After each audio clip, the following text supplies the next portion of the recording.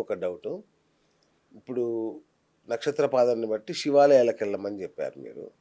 కానీ నక్షత్ర పాదాలని బట్టి ఏ నక్షత్రంలో పుట్టిన వాళ్ళు ఏ దేవుణ్ణి కొలవాలి అనేది ఉంటుందా ఏమన్నా? ఉమ్. నక్షత్రాలు వారి జన్మ జాతకాన్ని బట్టి ఉంటుందన్నమాట. ఓకే. ఏ దేవుణ్ణి కొలవాలని కాదు, ఆ, వారు ఏ రకమైన భక్తిభావం కలిగి ఉంటారు. అచ్చా.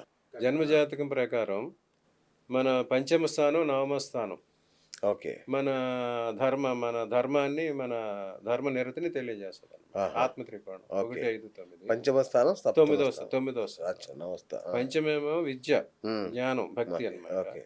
9 ఏంటంటే హైయెస్ట్ లెవెల్ అన్నమాట, ఉమ్, పూర్వపుణ్య స్థానం అన్నమాట.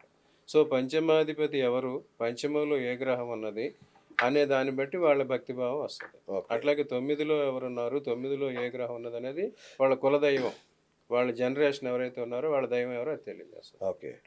వాళ్ళ నక్షత్రం ఉంటుంది, ఆ నక్షత్రాన్ని బట్టి కూడా వాళ్ళకి నక్షత్రాది దేవత భక్తి కూడా వస్తుంది అన్నమాట. అవునా? ఈ రకంగా చూసుకున్నప్పుడు ఆ, ఈ మన గ్రహాల్లో 2 వర్గాలు ఉన్నాయని చెప్పాం. అవును. గురువర్గం, శని వర్గం. అవును. గురువర్గ గ్రహాలన్నిటికీ కారకుడు శివుడు, ఓకే. అధిపతి శివుడు. శని వర్గ గ్రహాలకి కారకుడేమో శని. విష్ణువు. అచ్చా, విష్ణువా? ఓ. వైష్ణవులు అన్నమాట. అదేంటి గురుగారు దీనిలో పాపగ్రహాలు అంటారు కదా కొన్ని? పాపగ్రహాలు, పుణ్యగ్రహాలు కల్పించినవి అన్నమాట. అచ్చా, కల్పించారు. గ్రహం ఎవరి డ్యూటీ వాళ్ళు చేస్తారు. Right, right. ఓకే. కాకపోతే వీళ్ళు శని వర్గం, గురు వర్గం అని చేశారన్నమాట. ఓకే. ఇదివరకు శని, రాహువు, కేతువు, శని, శుక్ర, రాహు, కేతువులు వీళ్ళని ఒక వర్గం చేశారు. వీళ్ళని విష్ణుమూర్తి అధిపతి. వీళ్ళంతా శని వర్గ గ్రహాలు, వైష్ణవులు అన్నమాట. ఆహా, ఓకే. ఇక గురువు, సూర్యుడు, చంద్రుడు, బృహస్పతి, కుజుడు 4. ఆ, ఈ 4 గ్రహాలు ఒక వర్గం అన్నమాట. ఓకే. బుధుడు మధ్యలో అటు ఇటు ఉంటాడు అన్నమాట. ఓహో, బుధుడు 2 వైపులా ఉంటాడు. ఓకే. మీ రిపోర్టర్స్ రిపోర్టర్స్ లాగా. కాస్త మీ మీడియాకి అధిపతి గురువు, అవునా? కమ్యూనికేషన్స్ కి అధిపతి ఇది సరే, బుధుడు. కమ్యూనికేషన్స్ కి, మీడియాకి, ఈ కళలకి, ఈ చతురతకి, నారాయణ నారాయణ నారాయణ మావాడు. నారాయణ తత్వం ఆ. జర్నలిస్ట్. ఈ జర్నలిజానికి అన్నిటికీ అధిపతి బుధుడు. అందుకు అటు ఇటు ఉంటాడు అనమాట. ఓకే. సో ఇది ఒక రకమైన వర్గీకరణ. ఓకే. ఇంకా గ్రహాల వైపు వరకు చూస్తే ఈ గురువు, సూర్య, చంద్రులు వచ్చేసరికి శివతత్వం ఉంటాడు. ఓకే. ఈ శని, బుధుడు, శని, బుధుడు ఉండేసరికి వైష్ణవతత్వం. వైష్ణవతత్వం. ఇంక చంద్రుడు, శుక్రుడు మాత్రం అమ్మవారు అనమాట. చంద్రుడు, శుక్రుడు శ్రీగ్రహాలు, శాక్తేయం. శాక్తేయం. అదే మన హిందూ ఆరాధన పద్ధతిలో శైవం, వైష్ణవం, శాక్తేయం. శాక్తేయం. అవును. ఎవరైతే ఈ నక్షత్రాల ఈ గ్రహాల రాసుల్లో కానీ, ఆ గ్రహాల నక్షత్రాల్లో కానీ పుట్టారో వారికి ఆ రకమైన దైవభక్తి వస్తుంది. ఉదాహరణకి పుష్యమి నక్షత్రంలో పుట్టిన వారికి శివభక్తి ఉంటుంది. ఓకే. ఆశ్లేష నక్షత్రంలో పుట్టిన వారికి విష్ణు భక్తి ఉంటుంది. ఓకే. ఈ స్వాతి అటువంటి నక్షత్రాలు, రాహు నక్షత్రాల్లో పుట్టిన వాళ్ళకి అమ్మవారి మీద భక్తి. ఓకే. అట్లాగా వారు ఆ రకమైన దేవతను ఆరాధిస్తారు. ఓకే. అది కాక వారి పంచమ స్థానంలో, పంచమ స్థానాన్ని బట్టి వారి కులదైవం ఎవరో తెలుస్తుంది. 9వ స్థానాన్ని బట్టి కులదైవం తెలుస్తుంది. ఓకే. పంచమ స్థానాన్ని బట్టి వారు ఏ దేవతను ఆరాధించాలో అనేది కూడా తెలుస్తుంది. ఓకే. సో ఈ 3 కాంబినేషన్లు చేస్తారు అనమాట. ఇప్పుడు అందరూ శివాలయాన్ని దర్శిస్తారు, వైష్ణవాలు తిరుపతి ఆపద మొక్కులు అవసరమైనటువంటి వైష్ణవికి వెళ్తారు. ఈ కొన్ని అమ్మవారు గ్రామ దేవత, అమ్మవారు ఎక్కువ గ్రామ దేవత అంటారు అనమాట. అసలు ఎవరైనా సరే ఊరు దాటి బయటికి వెళ్ళేప్పుడు, తీర్థయాత్రలకు వెళ్ళేప్పుడు, వేరే పుణ్య క్షేత్రాలకు వెళ్ళేప్పుడు కూడా ముందు అమ్మవారి గ్రామ దేవతను దర్శించి ఆమె అనుమతి తీసుకోవాలి. అవును. మళ్ళీ వచ్చేప్పుడు కూడా ఆమె అనుమతి తీసుకోవాలి. ప్రతి ఏదైనా ముఖ్య కార్యం జరిపేప్పుడు కూడా చెప్తారు, శచీపురంధరాభ్యో నమః, ఉమామహేశ్వరాభ్యో నమః, లక్ష్మీ నారాయణాభ్యో నమః, బ్రహ్మ భారతాభ్యో నమః, మాతా పితృదేవతాభ్యో నమః, గ్రామదేవతాభ్యో నమః, ఇలా వీళ్ళందరూ గురుదేభ్యో నమః, ఈ 7-8 మందికి నమస్కారాలు చేసి ఏదైనా కార్యం ప్రారంభం. ఈ మధ్య అంటే ఆధ్యాత్మిక సామ్రాజ్యాధిపతిగా చెప్పుకుంటాడు ఆయన. కానీ నిత్యం వివాదాల కేంద్ర బిందువు ఆయన చిన్నజీయర్ స్వామి గారు. ఆయన ఈ మధ్య ఇంకొక మాట అన్నాడు, రాముడు గొప్ప, శివుడు గొప్ప అని. రాముడు శివుణ్ణి పూజించడం ఏంటి అంటే నాకు అర్థం కాల. ఇదేం వివాదం?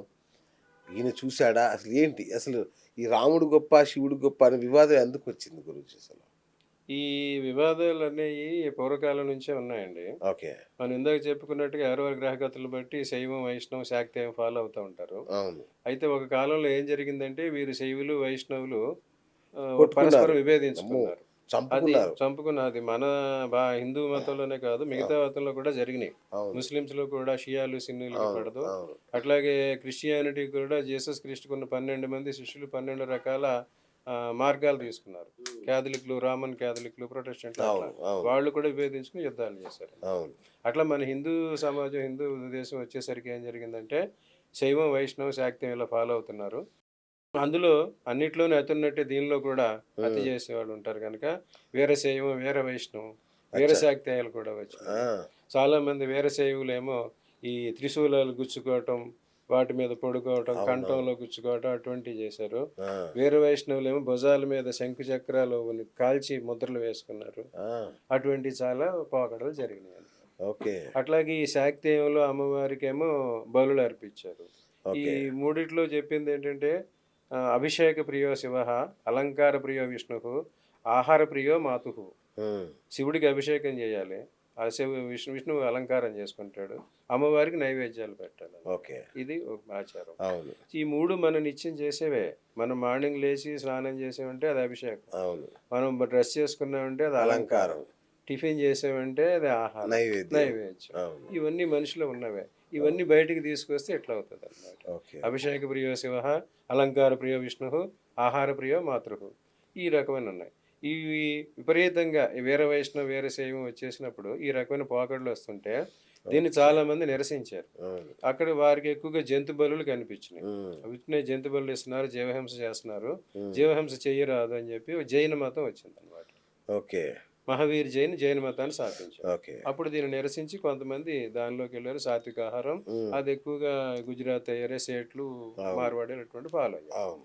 అది ఇంకా ఉండగా వారు ఎక్కువగా అట్లే కాకుండా సామాన్య జనం కూడా ఇట్లాగ దీన్ని నిరసించినప్పుడు బౌద్ధం వచ్చింది. బౌద్ధం వచ్చింది. బుద్ధుడు వచ్చి యెస్. బౌద్ధ మతం స్థాపించాడు. అవును. అప్పుడు ఇన్ని రకాల కలగూర గంపలాగా ఉన్నప్పుడు ఆదిశంకరాచార్యుడు వచ్చాడు. హ్మ్. ఆ శంకరాచార్యుడు వచ్చి ఒక సిస్టమ్ని ఆయన పెట్టాడు అనమాట. పంచాయతన సిస్టమ్ అని చెప్పాడు. హ్మ్. ఆయన ఇచ్చిన వాంగ్మయం తిరుగులేని వాంగ్మయం. హ్మ్. అందులో ఆయన అన్ని సౌరం, శైవం, వైష్ణవం, శాక్తేయం, సౌరం, గాణపత్యం ఏ రకమైన ఆరాధనలు ఎటువంటి స్తోత్రాలు ఆయన ఇచ్చిన తిరుగులేనటువంటి స్తోత్రాలు ఆ! వాంగ్మయం ఇచ్చారు ఆయన. అవి ఫాలో అవ్వమని చెప్పారు. అప్పుడు ఆయన ఏం చెప్పారంటే పంచాయతనం అనే ఒక సిస్టమ్ పెట్టారనమాట. 5గురు ఆరాధన చేయాలి. ఆ! ఎక్కడైతే ఇప్పుడు శివ పంచాయతనం శివుడు మెయిన్ డైట్గా ఆరాధిస్తే ఆ చుట్టూ విష్ణువు, అమ్మవారు, గణపతి, కుమారస్వామి వాళ్ళ నలుగురిని పెట్టాలి. ఆ! అది శివ పంచాయతనం అంటారు. ఇవన్నీ ఎక్కడి నుంచి వచ్చినాయి అంటే ఈ గ్రహాల నుంచే వచ్చినాయి. హ్మ్. పంచభౌతికమైన ప్రపంచం, పంచభూతాలు ఉన్నాయి కదా, అవును. వాయువు, ఆకాశం, వాయువు, అగ్ని, జలం, భూమి, ఆ! ఇవన్నీ ఉన్నాయి. ఇవి ఆయతనవాన్ భవతి అనే వేద మంత్రంలో చెప్తారు. ఆ! ఆకాశాద్ వాయు, వాయోరగ్ని, అగ్నోరాపః, ఆపో భూమి. హ్మ్. ఆకాశం అనేది శూన్యం. ఆకాశం నుంచి వాయువు ఏర్పడింది. ఒక ప్లేస్ మనం తీసుకుంటే ఒక అవును. గ్లాస్ జార్ పెట్టమంటే ఖాళీ ఉందంటారు అది. కానీ అవును. ఖాళీ ఉండదు. దానిలో వాయువు ఉంటుంది. వాయువు ఉంటది. దాన్ని కొంచెం వేడి చేస్తే అది కొంచెం వ్యాపిస్తుంది. అవును. చల్లబెడితే తగ్గుతుంది. లిక్విడ్లోకి వస్తుంది. అవును. ఇంకా కూల్ అయిందంటే సాలిడ్ అవుతుంది. అవును. ఇవే పంచభూతాల తత్వాలు అన్నమాట. ఓహో! పంచభూతాలకు సంబంధించిన గ్రహాలు కూడా ఓకే. ఆక్వతత్వం నుంచి ఒకటి వస్తుంది. రైట్. అప్పుడు ఆకాశతత్వానికి శివుడు, వాయుతత్వానికి అమ్మవారు, జలతత్వానికి విష్ణువు, భూతత్వానికి వచ్చి గణపతి, ఈ అగ్నితత్వానికి వచ్చి సూర్యుడు చేశారు. హ్మ్. ఇందులో మళ్ళీ అగ్నితత్వానికి కుమారస్వామి, కార్తికేయుడు అని చెప్పారు అనమాట. అలాగే భూతత్వాన్ని విశ్వక్సేనుడు అని చెప్పారు. ఆ! ఈ రకమైన తత్వం ఉంటుందన్నమాట. ఇదే వాస్తులో కూడా వచ్చిందండి. అచ్చా! అచ్చా! ఇప్పుడు మేము పెట్టినప్పుడు పంచాయతనం పెట్టినప్పుడు ఈశాన్యంలో జలతత్వం ఉండాలి. అందుకు వాటర్ పెట్టమన్నారు. ఆగ్నేయంలో అగ్నితత్వం ఉండాలి. అక్కడ వంటగది పెట్టమన్నారు. అవును. అక్కడ అగ్ని అంటే కుమారస్వామి కానీ సూర్యుడు కానీ ఉండాలి. వాయువ్యంలో అమ్మవారు ఉంటుందన్నమాట. హ్మ్. లక్ష్మీదేవి వాయువు నుంచి, అమ్మవారిని వాయువు నుంచి వస్తుంది. అచ్చా! ఇంకా నైరుతిలో భూతత్వం అంటే బరువు స్థిరం ఉండాలన్నమాట. ఓకే. అందుకు భూతత్వానికి కారకుడు శివ పంచాయతనం చేసినప్పుడు మధ్యలో శివుడు ఉంటే విష్ణువు జలస్వరూపం అన్నమాట. హరిపాదాలు పుట్టావంటే గంగమ్మ అంటారు. అవును. జలం గంగ అనేది హరిపాదం. అలా విష్ణు అప్పుడు జలతత్వానికి కారకుడు ఈశాన్యంలో పెడతారు. ఆ! ఆగ్నేయంలోనేమో సూర్యుని కానీ కార్తికేయుని కానీ ప్రతిష్ఠిస్తారు. ఉమ్, నైరుతిలోనేమో గణపతిని ప్రతిష్ఠిస్తారు, భూతత్వం. అందుకే ఇప్పుడు గణపతి నవరాత్రులు చేసేప్పుడు మట్టి విగ్రహాలు పెట్టండి, మట్టి విగ్రహాలు పెట్టండి అంటున్నారు. అవును. ఇంకా వాయువులు వచ్చేసరికి అమ్మవారు. భూతత్వం కాబట్టి ఇవి శైపంచం. దీన్నే ఇంకా కిందకి తీసుకొచ్చి వాస్తు అనేసరికి ఈశాన్యం గుంట, ఆగ్నేయం మంట, నైరుతి పెంట, వాయం పంట అనే లెవెల్ తీసుకొచ్చారు. అవును. అట్లాగే శివ పంచాయతీ అనేది ఈ సిస్టమ్. అట్లాగే విష్ణువు ఉన్నప్పుడు విష్ణు పంచాయతీ. విష్ణువు మధ్యలో ఉన్నాడంటే ఈశాన్యంలో సూర్యుడు ఉండేది, శివుడు ఉంటాడు. ఆగ్నేయంలో సూర్యుడు ఉంటాడు.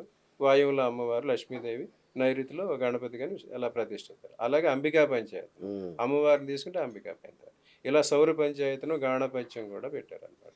ఈ రకమైన సిస్టమ్ చేసి ఈ రకమైన ఆరాధనా పద్ధతులు పెట్టి ఈ బలులు అవి చేసి మాంసాహారాలు ఇస్తున్నారనే తగ్గించి సాత్వికాహారానికి పెట్టి ఈ పులిహోర నైవేద్యం, చిత్రాన్నం, పొంగల్ అటువంటివి కూడా ప్రిస్క్రైబ్ చేసి అమ్మవారి తత్వాన్ని అంతా శ్రీచక్రంలో ప్రతిష్ఠించి చేశారు. ఉమ్, అలాగా ఆదిశంకరాచార్యులు ఒక హిందూ మతాన్ని ఇంత సిస్టమైజ్ చేసి ఉమ్, ఏ రకమైన ఆరాధన పద్ధతులు చేసుకోండి అని చెప్పినప్పుడు మళ్ళీ ఈ రోజు మళ్ళీ శివుడు శివుడు గొప్ప, రాముడు గొప్ప అనే వివాదం తెలియజేట ఎంతవరకు అర్థం? అలాగే తప్పు కదా. ఇప్పుడు ఈ రకమైన వివాదాలు సృష్టించే వాళ్ళు ఆదిశంకరాచార్యుల కన్నా గొప్పవారా? కాదు కదా. అది వారి విజయం.